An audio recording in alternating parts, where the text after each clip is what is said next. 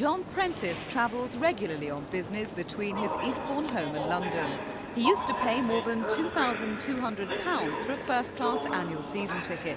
But his relations with British Rail became decidedly heated over the heating of first-class compartments. Eventually, Mr. Prentice became so incensed, he decided on drastic action, which led to a court summons. I stopped paying my fare because basically these heating units up here, many of them don't work. They heat up the carriages in the summer and they do the opposite in the winter despite the setting of the lever. And I had complained in the usual way, in the proper way, and had been patronised and insulted in their replies. And basically I thought the only way to make my point and get them to repair these was to stop paying but continue travelling. Mr. Prentice kept a dossier on the heating faults and other inadequacies of first-class compartments.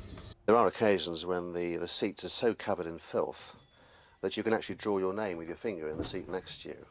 I don't know how often they get cleaned or brushed or vacuumed, but it's actually sometimes quite disgusting.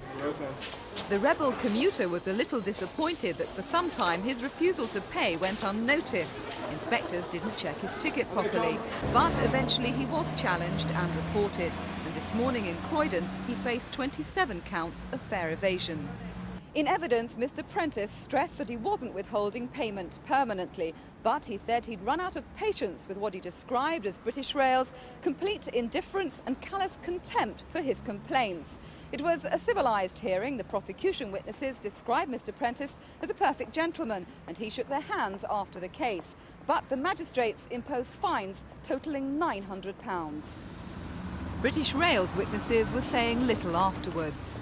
I cannot possibly comment. You said he behaved as a gentleman. It would be better if I didn't comment at this stage. I'm a bit stunned by the severity of the financial penalty. It amounts to nearly £1,000 in all, and that I think is rough. Also, I am not guilty, and it sticks a bit to even be found guilty on 3 counts. So has it been worth it? Yes.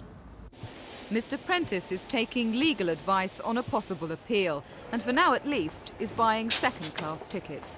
Teresa Driscoll, The Thames News.